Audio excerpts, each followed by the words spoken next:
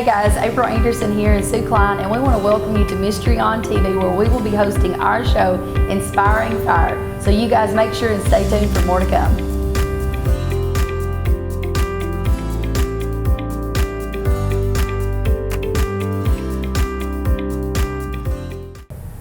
Hey guys, April Anderson here in Soo Klein, and we are here today on our show, Inspiring Fire.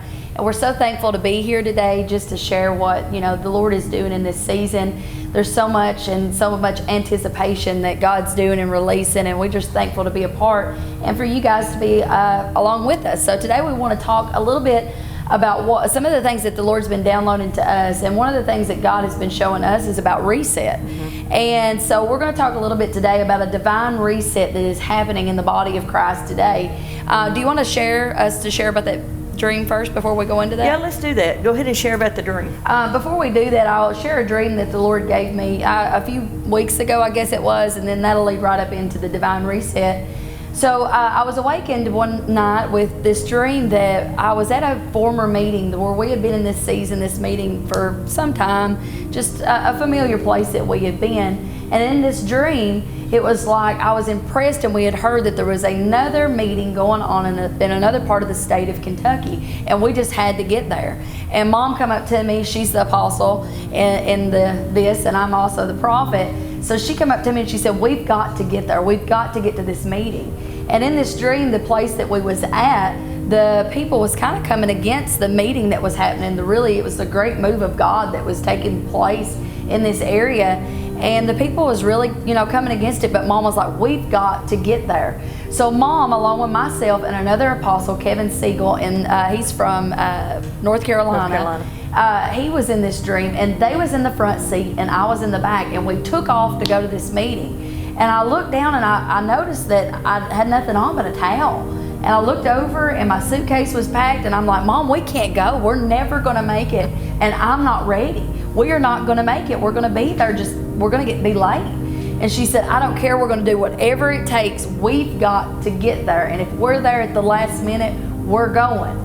And all of a sudden it transitioned from where I was in this towel to all of a sudden I'm fully dressed. I looked down and I was fully dressed. Everything was in my suitcase that I needed. And along the way we made a pit stop to eat. And whenever we went in, it was like this antique place, kind of like Cracker Barrel. And we went in and we was looking at all these things.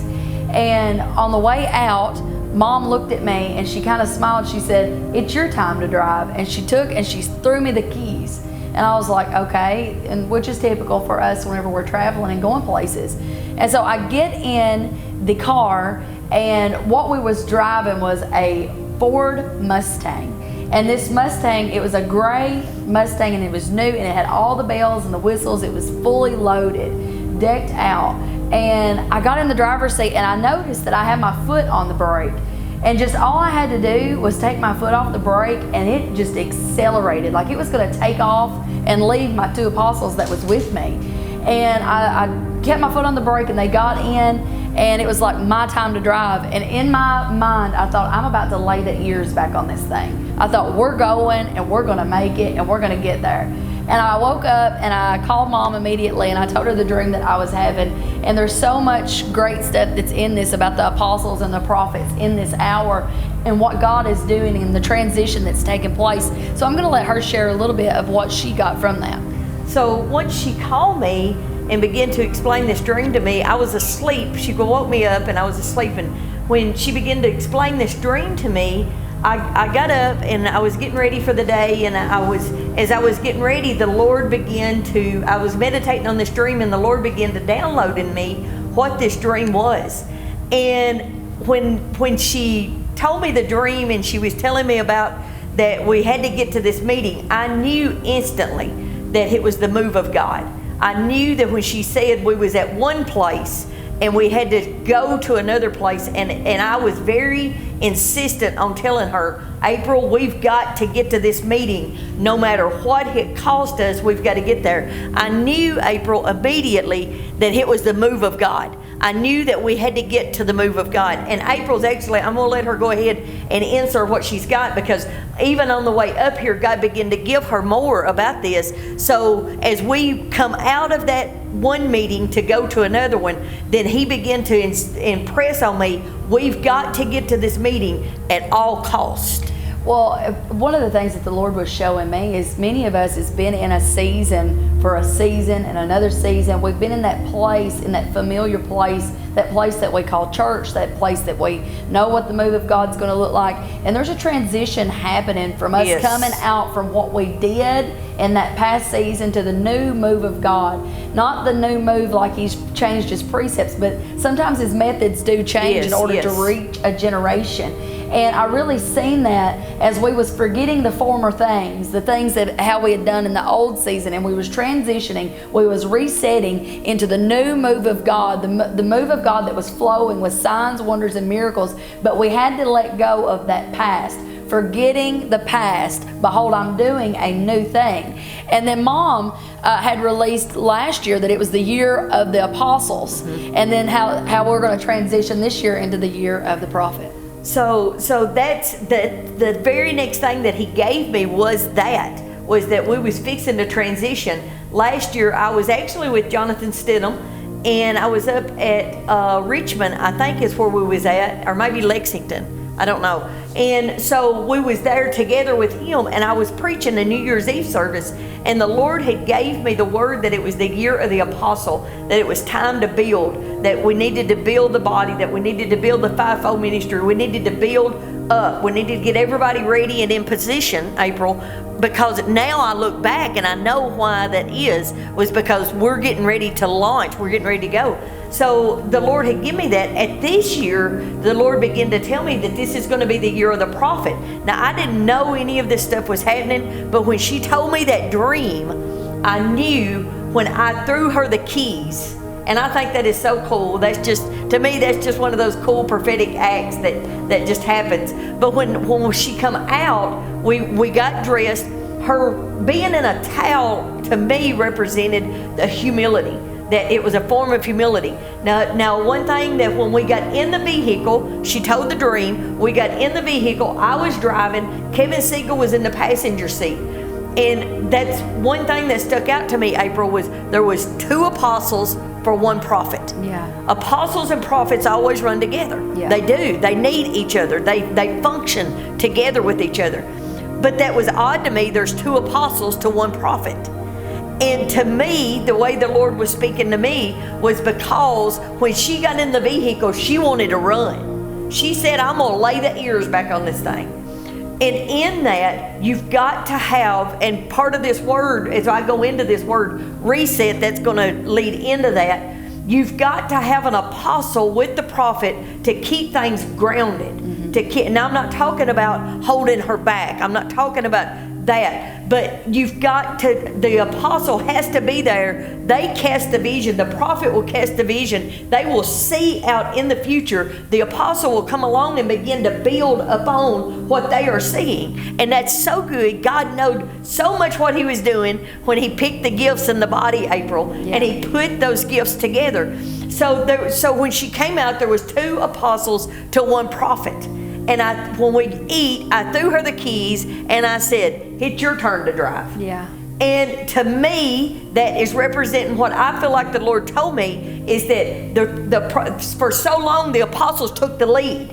Now it's the prophet's time. Now's the prophet's time to see and to speak. If we've ever needed true prophets, April, we need them in this season that we're living in right now. We need prophets so bad, real true prophets so bad, to rise up and give us direction. Yeah. I was praying the other day and I heard the Lord tell me, of course I have April as a prophet that speaks into my life and that I listen to her, but then I was praying the other day and I heard the Lord tell me a name, and he said, listen to my son. Listen to my son. And I thought, man, we need those prophets, April, speaking into our life. So as we was going to this move, and another thing God revealed to me, notice her foot was on the brake and she just let off the brake and it accelerated. It was like it was going to run off and leave us. Yeah. All she had to do was take her foot off the brake. God is going to move this thing. This thing's going to come, April, at an accelerated rate. It's going to come to where we are in a fast acceleration. Things is going to happen faster than what we've ever seen them happen before. Yeah, and it's not going to be, we don't have to put in as much effort as what we did in the past season. That's because good. the thing that the ministry this time, the ministry of Jesus and what he represents and who he is going to carry himself. He will take us in an accelerated time to move us further, faster, at an advanced rate, because I feel like things are wrapping up and the Lord is accelerating. It's going into the harvest. It's going into all these things, awakening and revival. And I really feel like whenever I research this, even about the Ford Mustang, you know, representing the Ford Mustang, that is an American-made car. That's an American-made car. And so one of the things that I felt like the Lord said, that revival, the great awakening is coming to America. And then the second thing, a Ford Mustang is built to race. Yeah. It's built with power. It's built with the power to move and move quickly. If you've ever been to a Mustang drag, I've been to one of those. When they put that Mustang up there and they kick that thing and they lay that down, the whole front end of that car, the whole weight of that car will come up in the air. And it made me think about the apostles. See, whenever I got in the car and they got in the back, I didn't even have one sitting in the front seat. They both got in the back. And I really felt like the Lord was saying in this hour, he's putting those apostles there, that when the power comes from the prophet, when the prophet's driving that all that power is going to raise that up, but the apostles are going to keep that grounded. Because I've even seen sometimes that they will flip because there's so much power, but there's nothing to ground them. Yep. And I really feel like that represents, that Ford Mustang represents the power that's coming in this hour. We are in the hour of power, in an hour of movement, of signs, wonders, and miracles, the demonstration of who Jesus is. Because in the book of Acts, Jesus showed himself after he was resurrected. Jesus showed himself in a season of 40 days. Yes. And then after that, after he ascended, that's whenever he left it, when they was filled with power from the Holy Ghost. The book of Acts is full of demonstration of who Jesus is. And we are entering into a season of full demonstration of the power of God. Yes. That our God is alive and well, and all we've got to do is make it effortless. We've not got to conjure it up. No. We've not got to work it up, but he will do it for his glory, to draw all people to him, to show that he is who he says that he is. And we are in the hour of power here in America. We are moving into miracle signs and wonders, and we are going to move at an accelerated rate in this hour. Also, that Mustang represents unbridled spirit. Yes. The Mustang's emblem is a horse. Yes. It's a wild Mustang, and it's unbridled spirit. And I think, April, that we are going in to a season of unbridled spirit. Yes, me too. And it's going to be like she said, it's going to be a demonstration, April. The world needs a demonstration. Yes. Okay? So that was the dream, and I want to lead into the reset on that, because the reset, April heard that word, 3 weeks ago? She heard that word, and she called me and she said, Mama said, I just heard the word reset. And so usually she gets stuff and, she'll study on it and get it. Well, nothing ever really come about it. And I was watching a Cindy Jacobs Facebook Live the other day, and again, one of the prophets on there said reset. Then I started looking at Facebook, divine reset, a reset's happening. So the prophets is all hearing reset, April. So as I was up about 2:30 in the morning spending time with the Lord, and as I began to do that, he began to show me, and that's one reason that I wanted to do this, was because this is what the Lord gave me. And everybody started saying, oh, that's a good word, that's a good word. And I said, no, that's not my word. That's not my word. I said, the prophets heard that word, and I'm building on it. I'm building on that word. Yeah. And so that's what us apostles do. We build. The prophets hear, and we begin to build. And I thought, man, that is so good, because that's really unity, April. That is unity of the Spirit. Yeah. That is what the true body is unity. Okay? So I just want to read you what in Isaiah 43 and 18 and 19. And it says, remember not the former things, nor consider the things of old. Behold, I'm doing a new thing. Now it springs forth. Do you not perceive it? I will make a way in the wilderness and rivers in the desert.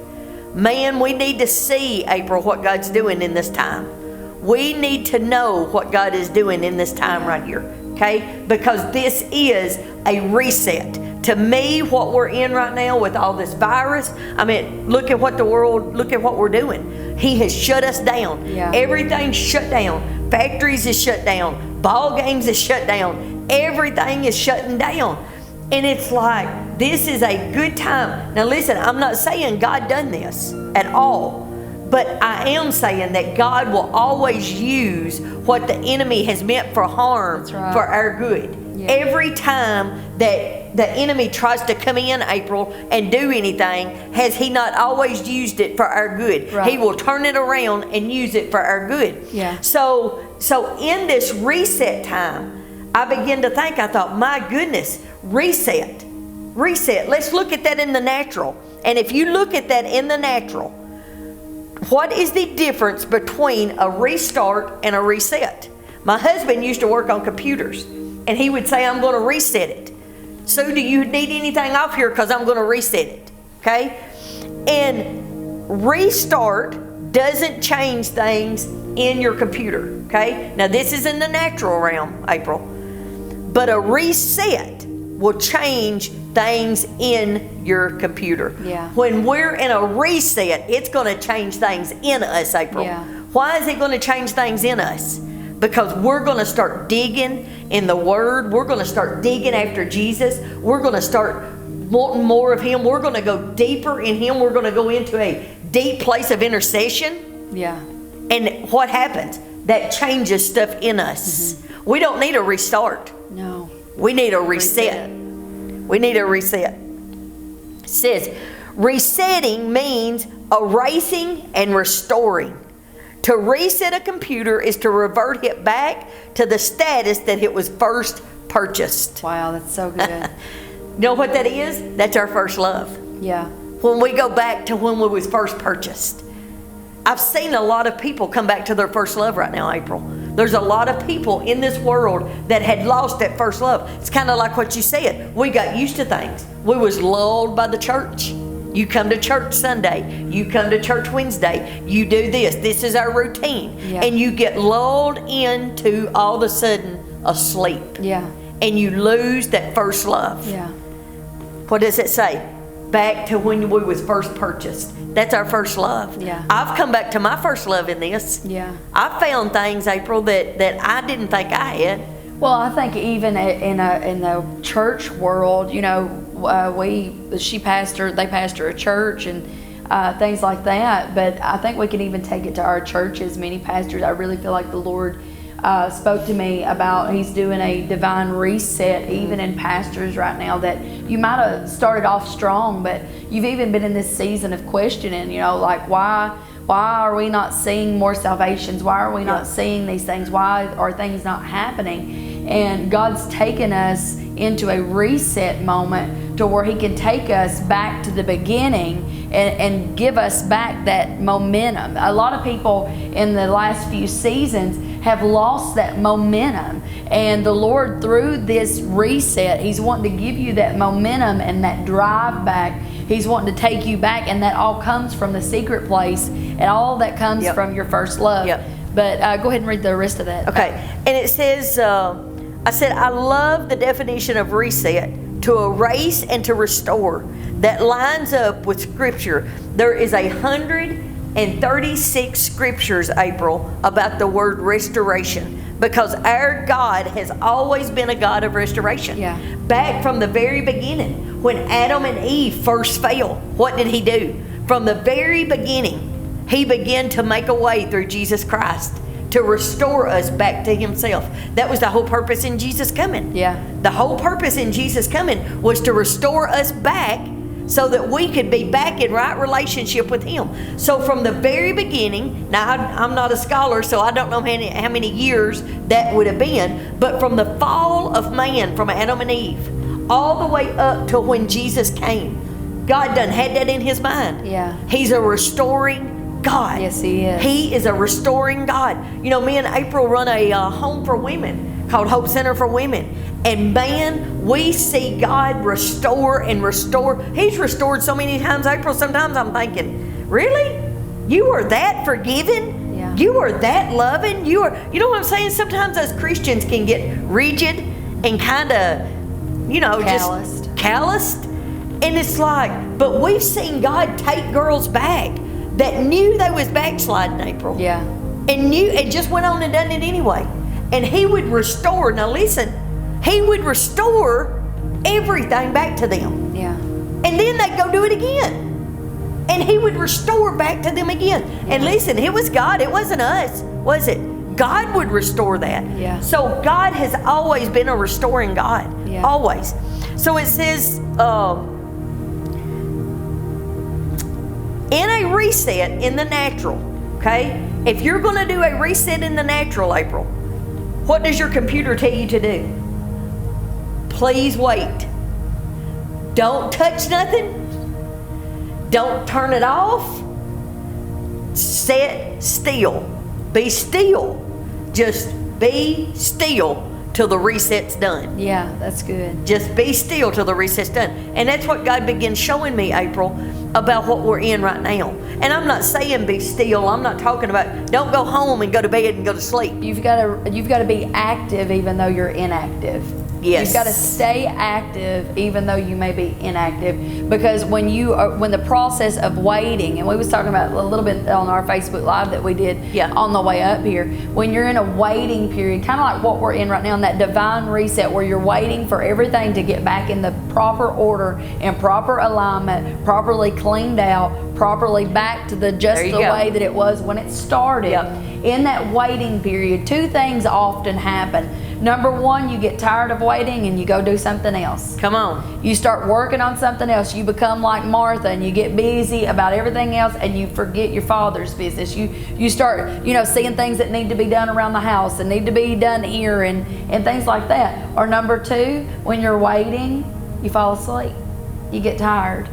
You begin to nod off. Yep. And in this season, it's very important during the waiting that we stay active while we are inactive. Yes. That we stay awake, that we don't slumber, and that we don't get busy with the wrong things. Because remember, the seed that fell among all kinds of different ground, one of the ones was it got choked out by the cares of the world. Yep. Well, one thing that God's doing in this divine reset, many of us, the things that was choking us out last season are gone now. Many of the things that was choking us out and causing us not to be fruitful in our walk with God, that was causing us to be stagnant in what we was doing, now those things are taken away. God is resetting us, and so it's very important right now that we focus on the main thing in this great time that we're in, that God's going to activate us and reset us, that we stay focused and that we stay active even though we are inactive. We continue searching and looking and doing those things. Yes. Because God's realigning and resetting things in the divine order that it was always meant to be. Yes. And we've got to remember that.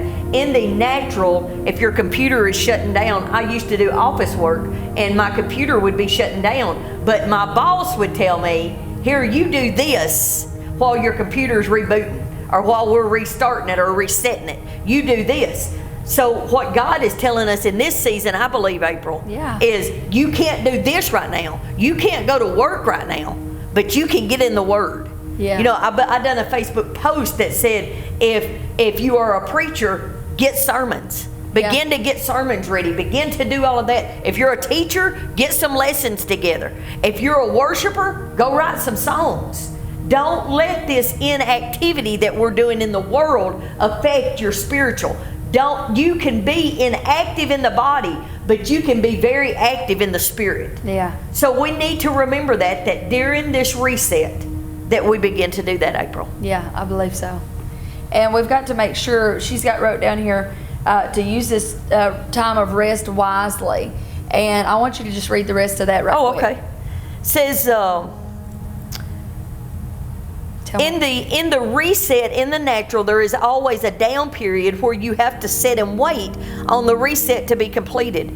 From the very beginning of this quarantine, the Lord told me that it's very important that we use our time wisely. We've got to be wise in this. God gives us wisdom. He says that if any man lack wisdom, to ask him. That's what wisdom is. Wisdom is discerning. Okay, what do we need to do? Yes, they've told us we can't do this, but what can we do? That is wisdom, learning how to do things, okay? And it says, I begin to hear the Lord say to use this time of rest wisely. Tell my people not to waste this time to rest just being slothful and doing their own thing, but use this time of rest to be in preparation for what I'm about to do. We need to be preparing. We need to be preparing for the harvest. We need to be getting things ready. We need to be getting our church ready. We need to be getting our people ready. We need to be getting everything ready, Yes. April, because this thing is going to lift. It's going to lift. This is just a testing time for us, and it will lift off of us. The thing about it is where are you going to be when it lifts? Yeah. Where are we going to be, April, when this thing lifts off of us? Are we going to be the wise servant that prepared and got everything ready? Or are we going to be the slothful servant that laid back and got fat during the time? It's very important that you don't lose any ground. Yes. That so many, have advanced in this last hour. I know the last season for us, the last 3 months, God really ramped things up. He was pouring out His Spirit. There was awakening that's going to come on our next, on our next one that we're going to do. You know, God was pouring out awakening, and I really felt like the Lord said during this season, remember not to lose any ground. Yes. You do not have to lose ground during this quarantine. It's very important that you stay fixed and you stay moving forward and advancing even in the hour that we're in. So we're going to close with that today. Thank you guys so much for watching. We just bless you guys and keep watching for more of our videos. God bless you.